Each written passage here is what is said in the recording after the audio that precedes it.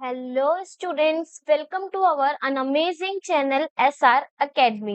तो आज हम करने वाले हैं क्लास 9th के साइंस का चैप्टर नंबर 12, जिसका नाम है इम्प्रूवमेंट इन फूड रिसोर्सेज।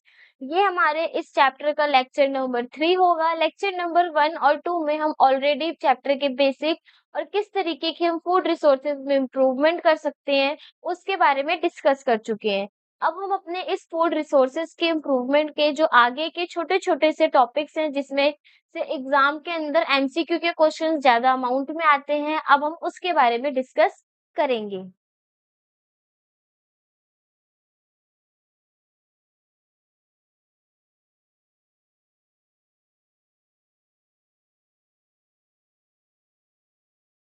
तो सबसे पहले है हम अपना पिछला जो भी लेक्चर था, लेक्चर नंबर 2, उस लेक्चर के बारे में रिकॉल करेंगे कि हमने उस लेक्चर में किस किस चीजों के बारे में डिस्कस किया था। तो सबसे पहले हम यहाँ पे एक चीज देखेंगे कि जो हमारा चैप्टर का नाम है वो है इम्प्रूवमेंट इन फूड रिसोर्सेज, मतलब फूड रिसोर्सेज में हम किस तरीके से इम्प्रूवमेंट कर सकते हैं। तो वहां पे हमने बात की थी किसके बारे में, क्रॉप ईल्ड की इम्प्रूवमेंट में। क्रॉप की यील्ड की इम्प्रूवमेंट के लिए हमने वहां पे 3 स्टेप्स देखे थे कि हम किस तरीके से किसी भी क्रॉप की यील्ड में इम्प्रूवमेंट कर सकते हैं। पहला था कि हम क्रॉप की वैरायटी में इम्प्रूवमेंट लाएंगे, मतलब जो हमारी सीड्स होंगी उसकी वैरायटी अच्छी लेंगे ताकि जो हमारी क्रॉप की प्रोडक्शन है वो भी कैसी हो, अच्छी हो। इसी तरीके से सेकंड में हमने देखा था कि हम क्रॉप की प्रोडक्शन में भी क्या करेंगे, इम्प्रूवमेंट करेंगे। और क्रॉप की प्रोडक्शन में इम्प्रूवमेंट करने के लिए वहां पे हमने 3 स्टेप्स के बारे में डिस्कस किया था। वो 3 स्टेप क्या है, सबसे पहला है न्यूट्रिएंट मैनेजमेंट, मतलब जो भी हमारे प्लांट को न्यूट्रिएंट की रिक्वायरमेंट होगी हम उसको वो न्यूट्रिएंट प्रोवाइड कराएंगे। सेकंड था हम प्लांट को उसके टाइम के अकॉर्डिंग, उसके टेम्परेचर के अकॉर्डिंग, उसके नीड के अकॉर्डिंग क्या कराएंगे, इरिगेशन कराएंगे। एंड लास्ट था वहां पे हमारा क्रॉप का पैटर्न। हम क्रॉप को पैटर्न के अकॉर्डिंग ग्रो कराएंगे ताकि उसकी प्रोडक्शन कैसी हो सके, हाई हो सके। थर्ड हमने क्या करा था, क्रॉप की वैरायटी को भी इम्प्रूवमेंट कर लिया, उसकी प्रोडक्शन में भी इम्प्रूवमेंट कर लिया। और क्रॉप की प्रोडक्शन के बाद हमारे पास जब अच्छा खासा ग्रेन यानी अनाज पैदावार उससे मिलती है तो हम क्या करते हैं, उसकी प्रोटेक्शन में भी इम्प्रूवमेंट करते हैं।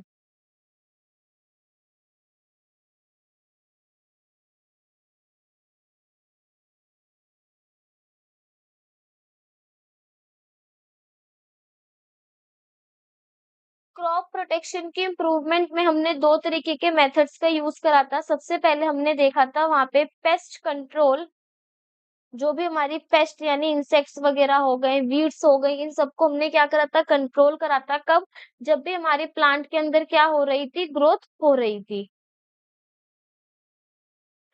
उसी तरीके से हमने क्रॉप की प्रोटेक्शन प्रोटेक्शन के लिए हमने क्या करा, जो भी हमारे पास ग्रेन यानी अनाज आ रहा था उसकी स्टोरेज पर भी ध्यान दिया ताकि हमारी क्रॉप को क्या कर सके, प्रोटेक्ट कर सके बाहर के मॉइस्चर से, बाहर की फंगल डिजीजेस से या किसी भी तरीके के हार्मफुल इफेक्ट से। एंड लास्ट हमने हमने वहां पे डिस्कस करा था किसके बारे में, वो था ऑर्गेनिक फार्मिंग। तो यहाँ पे हमारा सारा क्रॉप वाला पोर्शन फिनिश होता है, जहाँ पे हमने ऑर्गेनिक फार्मिंग हो गया, क्रॉप यील्ड की इम्प्रूवमेंट हो गया, इन सारे टॉपिक्स के बारे में डिस्कस कर लिया है। अब हम इस क्रॉप्स के अलावा जो भी हमारे जिसकी मदद से हम अपने और फूड के रिसोर्सेज हो गए, जैसे मीट हो गया, एग्स हो गए, हनी हो गया, इन सबको किस तरीके से इम्प्रूवमेंट कर सकते हैं उसके बारे में डिस्कस करेंगे।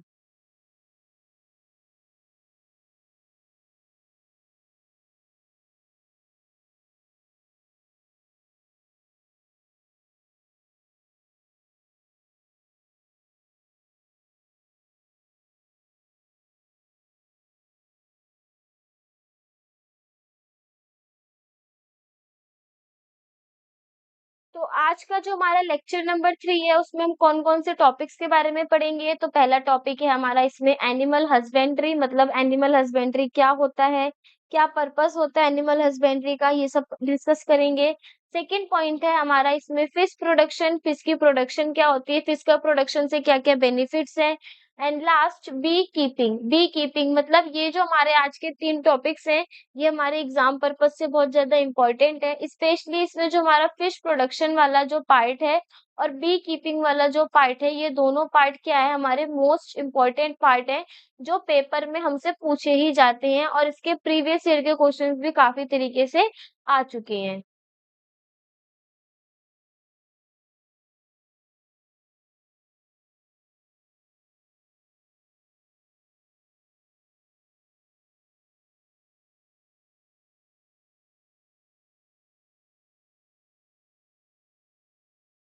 तो सबसे पहला टॉपिक है हमारा क्या, एनिमल हस्बेंड्री। एनिमल हस्बेंड्री होता क्या है, देखो एनिमल हस्बेंड्री में हम क्या करते हैं, जो भी हमारे डोमेस्टिक एनिमल्स होते हैं यानी पालतू जानवर होते हैं, हम उनकी केयर करते हैं, उनको अच्छे से अपने पास रखते हैं एक पर्टिकुलर मैनर में, ताकि उससे हमें अच्छा से अच्छा फूड ऑब्टेन हो सके और जो भी हमारे को उनमें से यूजफुल प्रोडक्ट मिल सके।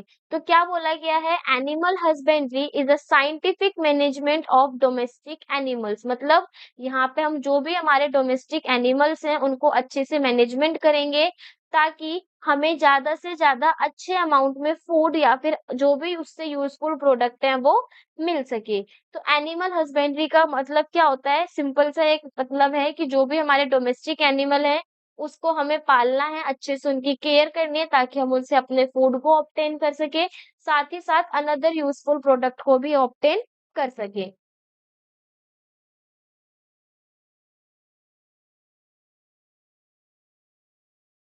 अब हमारे पास जो एनिमल हस्बेंड्री है उसमें कई तरीके से हम कर सकते हैं। जैसे सबसे पहला है, एनिमल हस्बेंड्री में हम कैटल फार्मिंग करते हैं। कैटल फार्मिंग मतलब यहाँ पे हम गाय को जो हमारी गाय हो गई, भैंस हो गई, उनको हम पालते हैं। तो उनको पालने से क्या होता है, क्या बेनिफिट्स हैं उनको पालने का, उनकी मैनेजमेंट करने का। सबसे पहला है, कैटल फार्मिंग से हमें क्या मिलेगा, मिल्क मिलेगा, दूध मिलेगा। प्लगिंग फील्ड्स जो हमारे ऑक्स वगैरह होते हैं, बैल होते हैं, हम उसका यूज़ करते हैं अपने खेत को जोतने के लिए। बुल कार्ट बैलगाड़ी का यूज़ करते हैं हम किसके लिए? ट्रांसपोर्टेशन के लिए। तो ये हो गए हमारे कैटल फार्मिंग के पर्पस की। एनिमल हस्बेंड्री में अगर हम कैटल फार्मिंग करते हैं यानी जो हमारी गाय होती है, ऑक्स होते हैं, भैंस होते हैं, उनको अगर हम पालते हैं तो उनसे क्या बेनिफिट है कि उससे हमें मिल्क मिलेगा, जो हमारी बुल कार्ट होती है यानी बैलगाड़ी होती है जिसका हम ट्रांसपोर्टेशन में यूज़ करते हैं। साथ ही साथ हमें खेत की जुताई के लिए प्लगिंग फील्ड में भी हेल्प मिलेगी।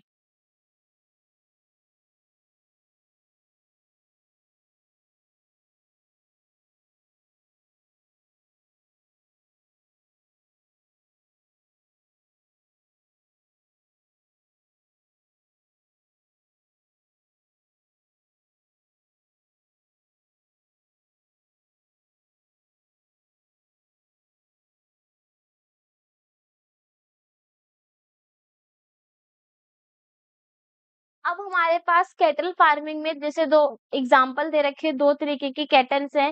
पहला कैटल है हमारा काऊ जिसका साइंटिफिक नेम क्या है? Bos indicus. काऊ का काम क्या होगा? काऊ हमें मिल्क प्रोवाइड करती है, जिसी मिल्क से हम घी का प्रोडक्शन करते हैं, कर्ड का प्रोडक्शन करते हैं, पनीर का प्रोडक्शन करते हैं।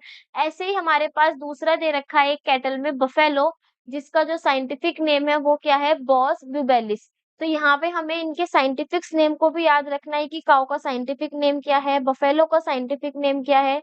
तो काऊ का साइंटिफिक नेम हो गया बॉस इंडिकस और बफेलो का साइंटिफिक नेम हो गया हमारा बॉस ब्यूबेलिस। तो ये हमारी 2 टाइप्स की कैटल हो गई। अब हमने क्या कर रखा है, इसी एनिमल हस्बेंड्री में जो हमारे एनिमल्स हैं उनको अलग-अलग टाइप्स में डिवाइड कर रखा है। जैसे कुछ एनिमल्स ऐसे होते हैं एनिमल हस्बेंड्री में जिससे हमें क्या मिलता है? दूध मिलता है। लेकिन कुछ एनिमल्स ऐसे होते हैं जैसे हमारे जो मेल में हो गए, ऑक्स हो गया और जो हमारे बफेलोज़ हो गए, वो क्या होते हैं, उनसे हमें किसी भी तरीके का मिल्क का प्रोडक्शन नहीं होता, तो इन एनिमल्स को हम बोलते हैं ड्रॉट एनिमल्स। तो यहाँ पे हम देखेंगे इन एनिमल हस्बेंड्री में पहला है हमारा माइल्ड एनिमल्स। माइल्ड एनिमल्स किन्हें कहते हैं? वो एनिमल्स जिससे हमें मिल्क मिले, मतलब जिससे हमें दूध मिले।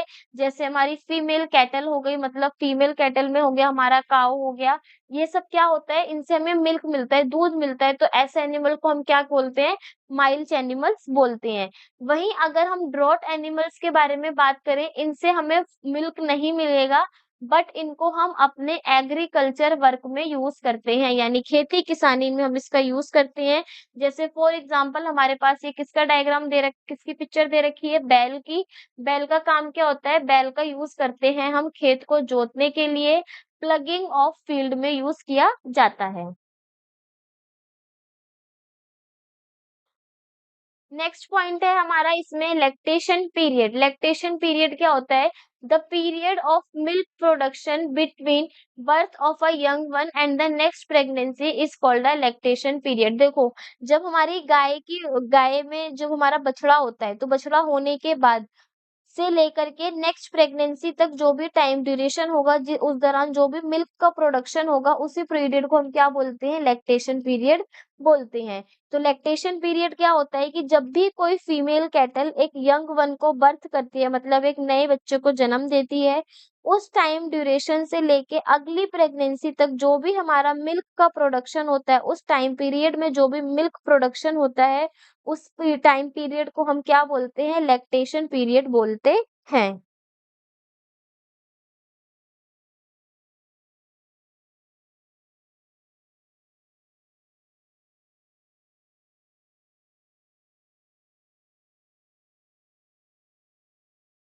अब बारी आती है केयर ऑफ कैटल की। मतलब कैटल हमें काफी सारी चीजें दे रही है, हमारे खेत जोतने में हेल्प कर रही है, ट्रांसपोर्टेशन में हेल्प कर रही है, मिल्क प्रोडक्शन में हेल्प कर रही है। तो अब हम क्या करेंगे? अब हम उस कैटल की क्या करेंगे? केयर करेंगे। तो केयर ऑफ कैटल में सबसे पहले हमें याद रखना है क्लीन लाइनेस का। क्लीन लाइनेस मतलब साफ सफाई का। जहां पर भी हमारी कैटल रहेगी, जो भी हमारी इसकी कैटल की छत होगी, जहां पर वो रहेगी, उसका प्रॉपर अच्छे से वेंटिलेशन कराना है, ताकि जो हमारी धूप हो गई, बारिश हो गई, उससे हम अपने जो कैटल है उनको बचा सकें। तो क्या बोला गया है? Roofed shelter with good ventilation. मतलब जो उसका शेल्टर होगा जहाँ पर भी हमारी कैटल रहेगी उस वो रूफ्ड होनी चाहिए, उसमें छत होनी चाहिए, अच्छी वेंटिलेशन होनी चाहिए, ताकि उसको प्रोटेक्ट कर सके किससे? रेन से, बारिश से, गर्मी से और ठंड से, यानी कोल्ड से। सेकंड पॉइंट है इसमें regular brushing of skin of cattle. जो भी हमारी कैटल होगी उसकी स्किन पे हम क्या करेंगे? रेगुलर ब्रशिंग करेंगे, ताकि वो साफ सुथरी रहे। लास्ट है हमारे पास इसमें sloping floor for shelter for avoiding water logging. मतलब जो भी हमारा शेल्टर है, जहाँ पे भी हमारी केटल्स रहेंगी, तो उसमें की जो फ्लोर होगा उसको हम क्या करेंगे? साफ करते रहेंगे, ताकि उसमें किसी भी तरीके का पानी ना रुके, जिससे हमारे केटल में कोई भी बीमारी देखने को मिले।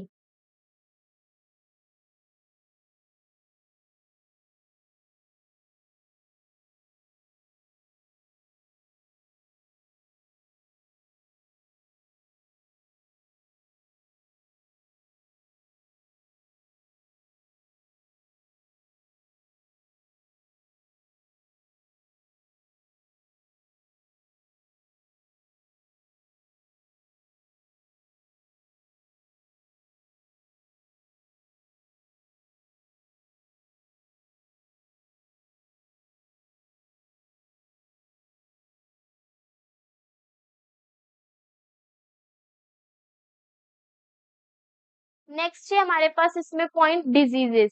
Diseases can cause death and reduce milk production. देखो, अगर मान लो हमारे किसी भी कैटल को डिजीज होती है किसी तरीके की, तो हम ये देख सकते हैं कि वो कैटल क्या हो सकती है? डेथ भी हो सकती है उस कैटल की। मतलब वो गाय भैंस जो है वो हमारी मर भी सकती है, और साथ ही साथ हमने देखा होगा कि जिसको मिल्क का प्रोडक्शन होता है वो भी पहले के कंपैरिजन में कैसा होने लगता है? कम होने लगता है। तो हम क्या करेंगे? उस जो कैटल है उसको डिजीज से बचाएंगे। तो इसमें फर्स्ट पॉइंट क्या कह रखा है? Parasites are small organism living inside और outside the body of another organism host. They derive food from the body of host. देखो, पैरासाइट्स क्या होते हैं? पैरासाइट्स वो होते हैं जो किसी और की बॉडी के या तो इनसाइड रहेंगे या आउटसाइड रहेंगे, लेकिन उसी बॉडी से इनसाइड और आउटसाइड रहकर ही अपने फूड को डिराइव करते हैं।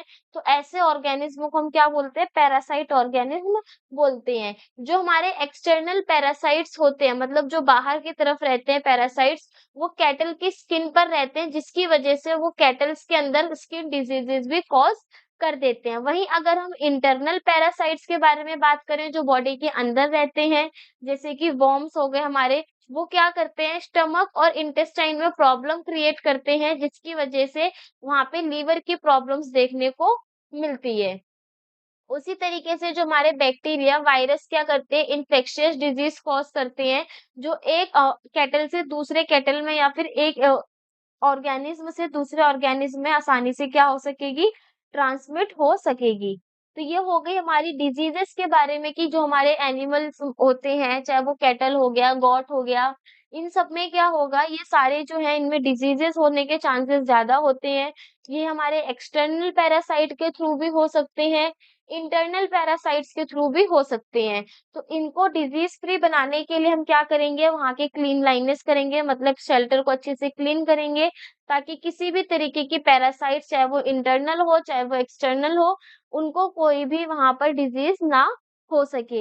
एक चीज़ का हमें और याद रखना है कि जो भी हम एनिमल हस्बेंड्री है, उसमें हम फूड का जो भी हमारा ऑर्गेनिज्म होगा, चाहे वो कैटल हो, गॉट हो, बुलऑफ हो या फिर वो हमारा बफेलो हो, उसमें हम क्या करेंगे, उनके फूड का भी ध्यान देंगे, अच्छा प्रॉपर मेंटेन हाइजीनिक फूड को देंगे ताकि उनके अंदर किसी भी तरीके की कोई डिजीज़ ना हो सके।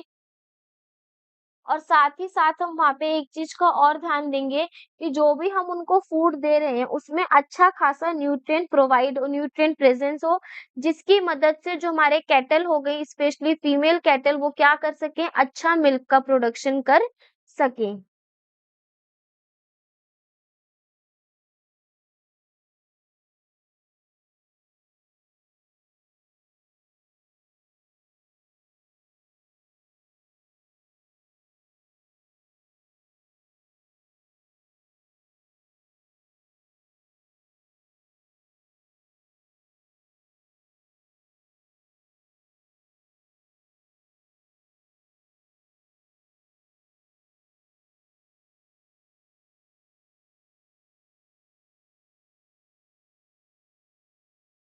नेक्स्ट आती है हमारे पास टॉपिक, वो है पोल्ट्री फार्मिंग। देखो, एनिमल हस्बेंड्री में हम एनिमल का क्या करते हैं, केयर करते हैं, उनकी मैनेजमेंट करते हैं।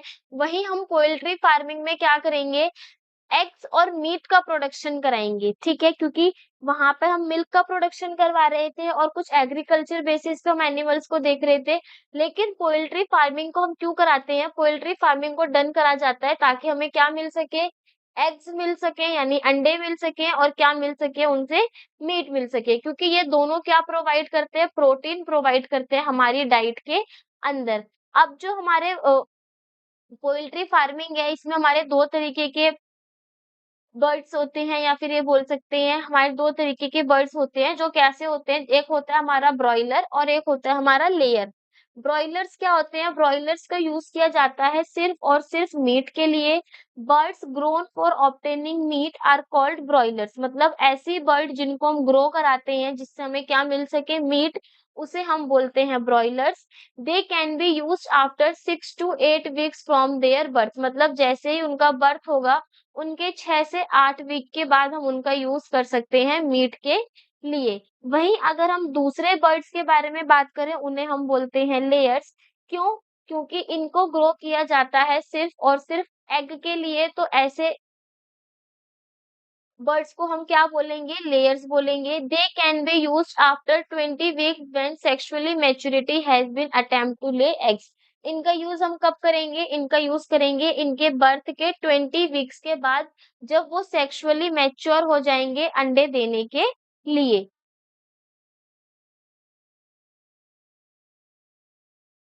तो ये हुई हमारी पोल्ट्री फार्मिंग के बारे में बात, जिसमें हमने देखा हमारे पास 2 तरीके की बर्ड्स होती हैं, एक होती है हमारी ब्रॉयलर और एक होती है हमारी लेयर। ब्रॉयलर में वो बर्ड्स होती हैं जिससे हमें मीट मिले, और लेयर्स में हमारी वो बर्ड्स होती हैं जिससे हमें क्या मिले? एग मिले।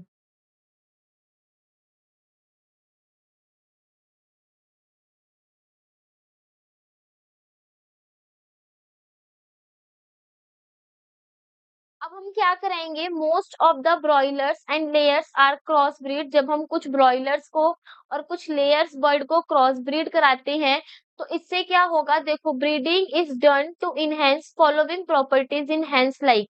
जब हम उनमें ब्रीड करा देते हैं मतलब ब्रॉयलर और लेयर्स में जब हम ब्रीडिंग कराएँगे, तो उससे हमें क्या मिलेगा? उससे हमें ये मिलेगा कि जो हमारे चिक्स होंगे यानी जो हमारे हेन्स के बेबीज़ होंगे वो क्या होंगे? अच्छे होंगे, मोर एंड बेटर क्वालिटी के होंगे। उनकी मेंटेनेंस भी कैसी होगी? लो मेंटेनेंस में होंगे और साथ ही साथ breeding is done to produce dwarf broilers मतलब हम क्या करते हैं ब्रीडिंग कराने से हम ऐसे ब्रॉयलर्स को भी प्रोड्यूस कराते हैं जिससे हमें क्या मिल सके? मीट मिल सके। Feeding cost is the biggest expense in poultry farm. देखो, जो फीडिंग का कॉस्ट होता है पोल्ट्री फार्म में वो बहुत ज़्यादा महँगा होता है। क्यों? क्योंकि लार्ज अमाउंट में हमारे पास चिक की प्रोडक्शंस होती हैं, तो उन सबको फीड कराना भी क्या हो जाता है बहुत ज़्यादा एक्सपेंसिव हो जाता है। Dwarf broilers need less food and can reduce cost by 30%। देखो, जब हम क्रॉस ब्रीड कराते हैं, तो क्रॉस ब्रीड कराने से जो हमारे पास नई नस्ल आती है, यानी नई ब्रीड आती है, वो कैसी होती है? वो होती है हमारी ड्वार्फ ब्रॉयलर्स की, जिससे हमें मीट मिल सके और जो ड्वार्फ ब्रॉयलर्स होते हैं, उनको कम फूड की रिक्वायरमेंट होती है और ये आसानी से मतलब 30% एक्सपेंस क्या कर देते हैं? कम कर देते हैं पोल्ट्री फार्म के अंदर and also they can tolerate more heat और ये ज़्यादा से ज़्यादा हीट को भी क्या करते हैं टॉलरेट करते हैं।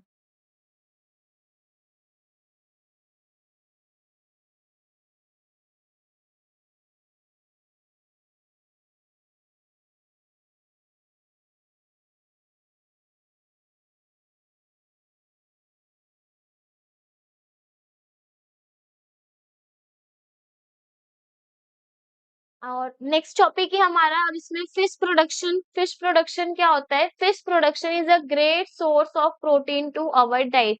फिश बहुत ज़्यादा इम्पोर्टेंट है हमारी डाइट के लिए क्यों? क्योंकि इससे हमें सबसे ज़्यादा अमाउंट में क्या मिलता है? प्रोटीन मिलता है।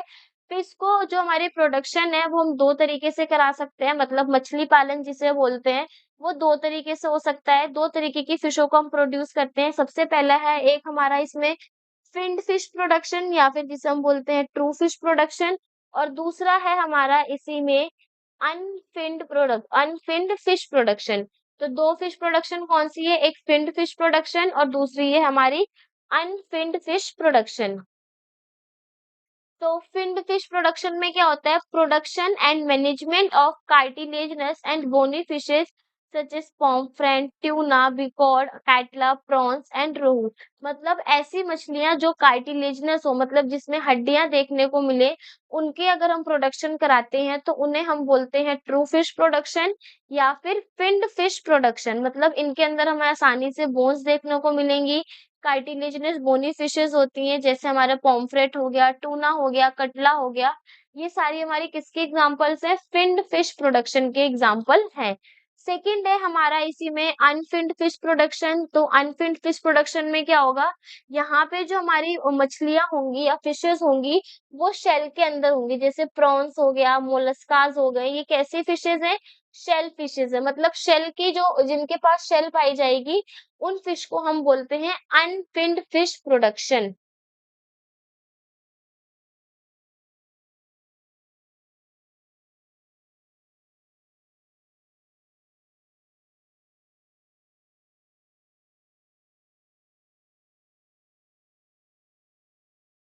अब क्या बोल रखा है कि फिशिंग जो हम फिशिंग करते हैं यानी मछली को पकड़ते हैं, ये हमारे 2 types on the mode of obtaining fish. Fish को ऑब्टेन करने के हिसाब से 2 तरीके के होते हैं। सबसे पहला हम या तो कैप्चर फिशिंग कर सकते हैं या फिर हम क्या कर सकते हैं कल्चर फिशिंग। कैप्चर फिशिंग में क्या होगा जो भी हमारी नेचुरल लिविंग फिशेस होंगी, वो वाटर बॉडीज में प्रेजेंट होती हैं तो हम वहां से उसको कैप्चर कर लेंगे। लेकिन कल्चर फिशिंग में होता इस तरीके का है कि जो हम फिशेस होती है जिन फिशेस की हमें रिक्वायरमेंट होती है उसको हम वैरायटी के एरिया से लेकर आते हैं और एक पर्टिकुलर एरिया में कल्टीवेट कर देते हैं ताकि हमें उसकी केयर करने से ज्यादा यील्ड मिल सके और इस कल्चर को हम क्या बोलते हैं एक्वा कल्चर बोलते हैं। तो क्या बोला गया है fishes of desired variety are cultivated in confined areas मतलब जो हमारी फिशेस होती हैं अलग अलग वैरायटी की हम उसको कल्टीवेट करते हैं पर्टिकुलर एरिया में जिससे हम उसको केयर करके क्या कर सके मैक्सिमम यील्ड प्रोवाइड कर सके और इसी प्रोसेस को हम क्या बोलते हैं एक्वा कल्चर बोलते हैं। Aquaculture can be done in ocean. Aquaculture को हम कर सकते हैं ओशियंस में, रिवर्स में, लेक्स में और पॉन्ड्स के अंदर।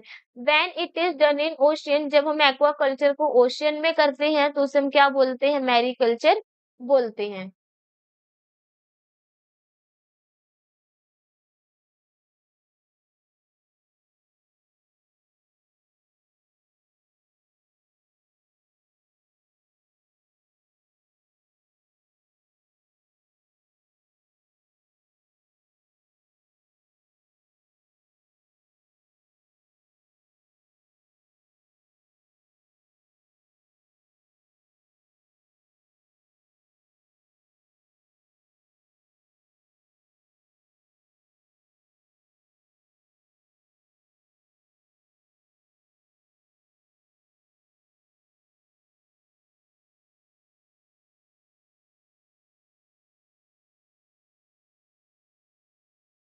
नेक्स्ट है हमारे पास इसमें मैराइन फिशिंग।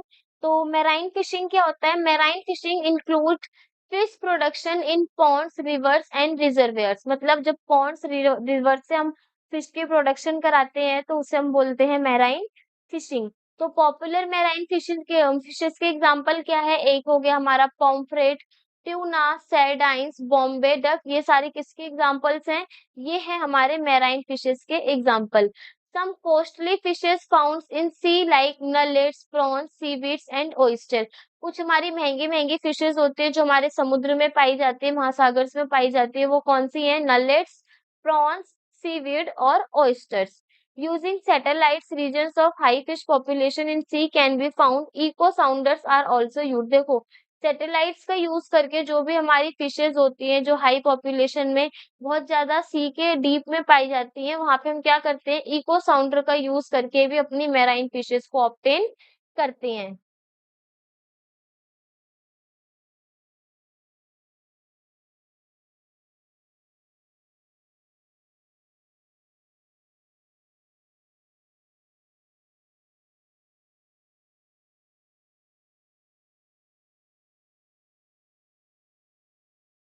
अगर हम यहाँ पे पिक्चर में देखें तो यहाँ पे हम ये कहेंगे कि ये जो हमारी ऊपर वाली पिक्चर दे रखी है, कौन सी फिश का एग्जाम्पल, ये कौन सी फिश है? ये है हमारी पॉम्फ्रेट फिश।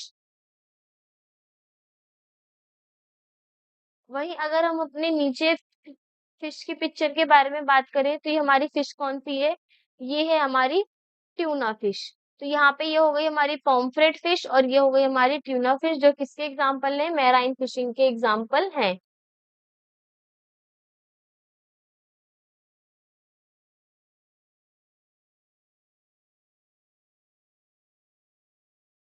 नेक्स्ट फिशिंग में हमारे पास है कौन सी? इनलैंड फिशिंग, आइलैंड फिशिंग जिसे बोलते हैं। It includes fish production in fresh water. देखो, मैराइन फिशिंग में जो हमारा फिश का प्रोडक्शन है वो पॉन्ड्स में हो रहा है, रिवर्स में हो रहा है, रिजर्वायर्स में हो रहा है। लेकिन वहीं अगर हम आइलैंड फिशिंग के बारे में देखें तो यहाँ पे जो फिश का प्रोडक्शन होगा वो फ्रेश वाटर में होगा। फॉर एग्जाम्पल पॉन्ड हो गया, रिवर हो गई, लेक्स हो गई और ब्रैकिश वाटर फॉर एग्जाम्पल स्टोरियस। मतलब यहाँ पे हमारी जो पानी होगा वो कहाँ का होगा? फ्रेश वाटर का होगा। फ्रेश वाटर के फिश प्रोडक्शन को हम क्या बोलते हैं? आइलैंड फिशिंग बोलते हैं।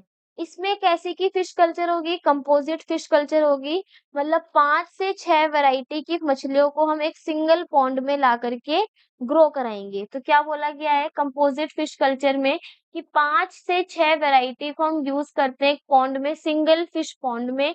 दे are selected so that they do not compete for feed. देखो, हम ऐसी फिशेस का यूज करते हैं फिश कल्चर में, कंपोजिट फिश कल्चर में, ताकि वो साथ में भी रहें और फूड के लिए एक दूसरे को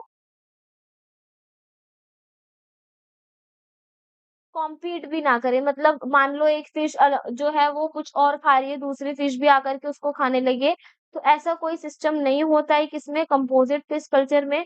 उनको सिलेक्ट ही इस तरीके से किया जाता है कि वो फूड के लिए एक दूसरे से कॉम्पीट ना करे, लड़ाई ना करे। They should have different food requirement. मतलब हर अलग अलग फिश की अलग अलग फूड की रिक्वायरमेंट होगी।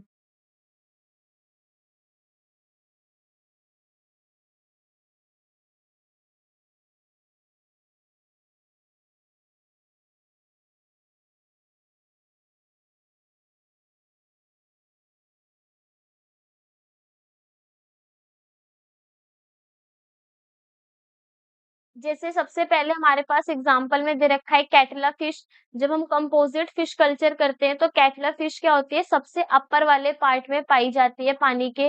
वहीं अगर हम रोहू फिश के बारे में बात करें तो जो रोहू है वो कहाँ पाया जाएगा, मिडल वाली फिश, मिडल वाली पार्ट में वाटर के पाया जाएगी। और नेक्स्ट है हमारे पास मृगल, जिसे हम कॉमन कार्प भी बोलते हैं, ये कहाँ पाई जाती है, वाटर के एकदम सबसे नीचे वाले रीजन में। तो यहाँ पे हमारे पास कुछ एग्जांपल्स दे रखे हैं। तो ये हो गई हमारी कैटला फिश, ये है हमारी रोहू फिश, और ये हो गई हमारी मृगल फिश। तो ये ऐसी फिशेस हैं, देखो कैटला फिश कहाँ होगी, अपर पार्ट में होगी, किसके, वाटर के। जो हमारी रोहू फिश होगी वो होगी लोअर पार्ट में वाटर के।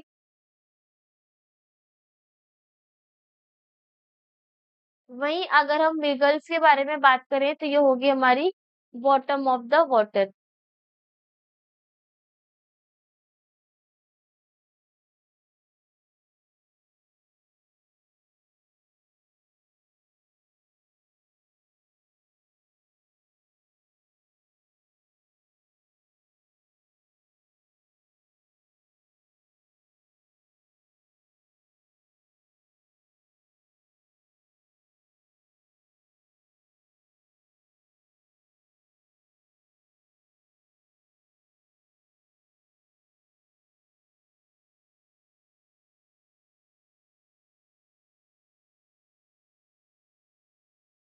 अब बारी आती है एडवांटेज की, कि क्या फायदे हैं फिशी प्रोडक्शन करने के, मछली को पालने के। तो सबसे पहले क्या दे रखा है एडवांटेज में फिशिंग का, इससे क्या होगा, फिश के एडवांटेज से हमारी जो ईल्ड है वो कैसी होगी, ज्यादा से ज्यादा होगी। यानी फिश के प्रोडक्शन को कराने से मछलियों का जो प्रोडक्शन है वो क्या हो जाएगा, हाई हो जाएगा। नेक्स्ट दे रखा है कि प्रॉब्लम्स ऑफ फिशिंग, फिशिंग से क्या क्या प्रॉब्लम होती है। तो देखो, many fishes lay eggs during monsoons only, due to which number of fishes will not grow fast. देखो, जो हमारी कुछ कुछ मछलियां ऐसे होती हैं जो मॉनसून के दौरान क्या करती हैं, अंडे देती हैं, जिसकी मदद से जो हमारी अनदर फिशेस होती हैं, यानी अलग जो हमारी फिशेस प्रेजेंट होती हैं, वो तेजी से ग्रो नहीं कर पाती। सो हार्मोनल स्टिमुलेशन इज यूज्ड, तो वहां पे भी क्या होता है, हार्मोनल स्टिमुलेशन का यूज होता है। Using this fishes can be made to reproduce any time, इसकी वजह से जो हमारी फिशेज है वो कभी भी रिप्रोड्यूस करती हैं।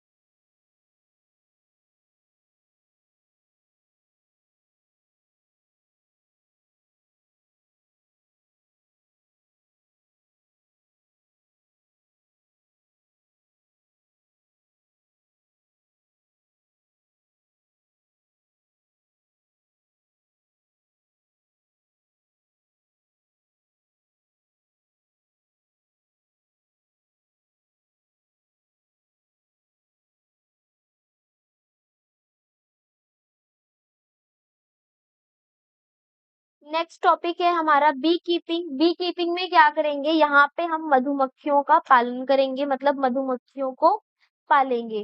तो बी कीपिंग में क्या बोला गया है, it is the practice of keeping, caring and management of honey bees on a large scale for obtaining honey and wax. यहाँ पे हम क्या करेंगे, यहाँ पे हम केयरिंग करेंगे, मैनेजमेंट करेंगे मधुमक्खियों का लार्ज स्केल में, ज्यादा अमाउंट में, ताकि इससे हमें क्या मिल सके, हनी यानी शहद मिल सके और वैक्स मिल सके। इसी तरीके से जो फार्मर्स होते हैं वो बी कीपिंग का यूज करते हैं अपने एडिशनल स्मॉल इनकम के लिए।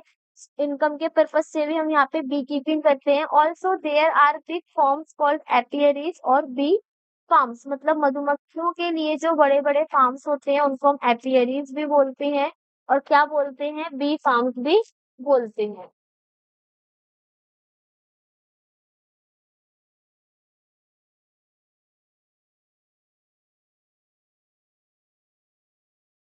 अब दे रखा है हमें इसमें एपियरी। एपियरी क्या होता है?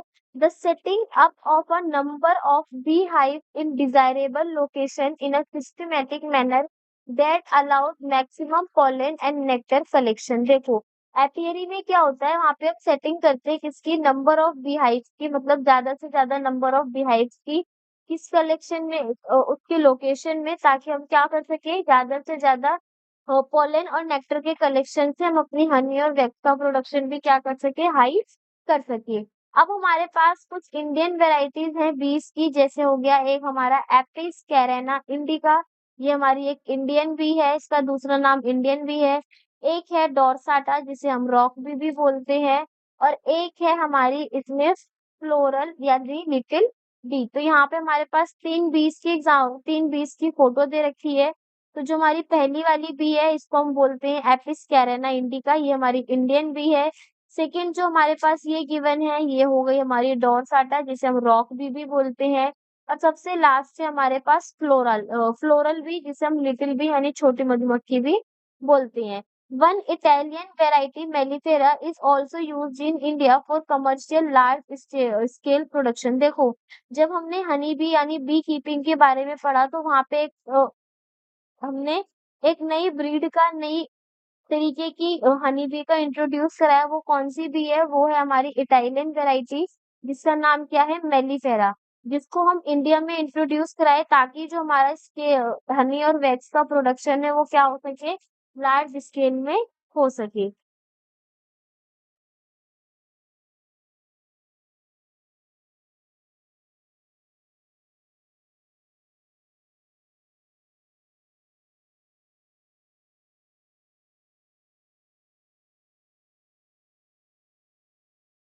अब एडवांटेजेस क्या है इटालियन वैरायटी की, जो हमारी मेलिफेरा बी है, उसको बी कीपिंग करने में, उसको पालने के क्या क्या एडवांटेजेस है। देखो, इटालियन बी है तो उसका हनी का कलेक्शन भी कैसा होगा, हाई होगा। दूसरा, वो बहुत तेजी से रिप्रोड्यूस करेगी। और नेक्स्ट है स्टिंगलेस, मतलब उसके पास डंक नहीं पाया जाएगा। They stay in a bee hive for long, मतलब वो अपने बीहाइव में, मधुमक्खी जो होगी अपने छत्ते में आराम से लंबे टाइम तक रह सकती है। तो ये हो गए हमारे इटालियन वैरायटी की जो मेलिफेरा है उसको पालने के, उसकी केयरिंग करने के फायदे। वो क्या है कि जिससे हमें हनी मिलेगी वो अच्छी क्वांटिटी की और ज्यादा अमाउंट में मिलेगी। दूसरा जो है, ये बहुत तेजी से रिप्रोड्यूस करते हैं।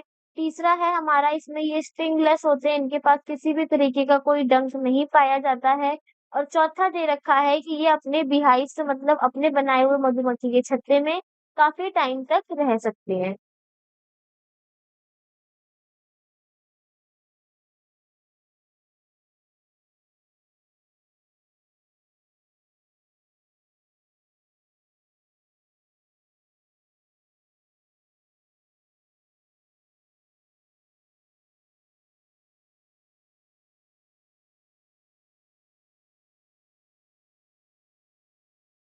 अब बी कीपिंग हम क्यों कर रहे थे? क्योंकि हमें बी कीपिंग से क्या मिल रही थी, हनी और वैक्स मिल रही थी।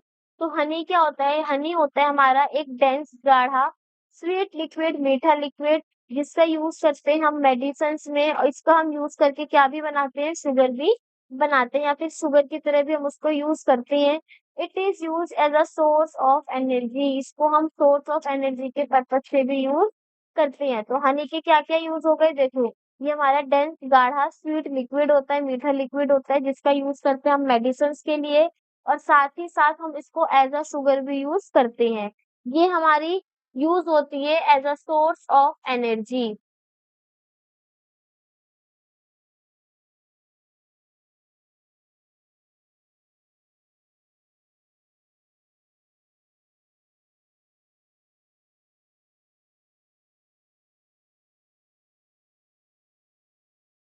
नेक्स्ट टॉपिक है हमारा इसमें बी कीपिंग के अंदर, वो है पेस्चुरेज। पेस्चुरेज क्या होता है? Pasturage is the availability of flowers to the bees for nectar and pollen collection. Pasturage में हम क्या कराएंगे, फ्लावर्स को अवेलेबल कराएंगे बीज के लिए, ताकि वो उसमें से नेक्टर यानी रस और पोलन का कलेक्शन कर सके। Pasturage of a flora is a type of crop. Flora के लिए जो पेस्चुरेज कराते हैं वो इस तरीके की क्रॉप का टाइप है। flower or other plants from which bees collect nectar and pollen to produce honey। जिसमें क्या करेंगी बीज अलग-अलग जो फ्लावर्स होंगे, प्लांट्स होंगे, वहां से नेक्टर यानी रस को कलेक्ट करेंगी, पोलन को कलेक्ट करेंगी, जिससे क्या प्रोड्यूस कर सके, हनी यानी शहद का प्रोडक्शन कर सके। It affects the quality and quantity of honey because different flora produce nectar and pollen of different types such as almond honey of Kashmir is very tasty। तो ये बोला गया है देखो पेस्चुरेज में क्या कराते हैं हम बीज के लिए फ्लावर्स अवेलेबल कराते हैं ताकि वो उसमें से नेक्टर और पोलन का यूज करके क्या बना सके, हनी बना सके। लेकिन पेस्चुरेज की वजह से जो हमारी क्वालिटी और क्वांटिटी है हनी की वो भी इफेक्ट होती है, ठीक है। अलग अलग जो प्लांट है उनके जो फ्लावर्स है उनका टेस्ट, इनका कलर सब चीज अलग है। सेम उसी तरीके से जो उसके अंदर के नेक्टर्स प्रोड्यूस होंगे वो भी कैसे होंगे, अलग अलग होंगे। लेकिन यहाँ पे हमारे पास एक एग्जांपल दे रखा है सबसे अच्छा आमंड वो जो हनी है वो कौन सा है, वो है हमारा आमंड हनी ऑफ कश्मीर जो कैसा है बहुत ज्यादा टेस्टी है।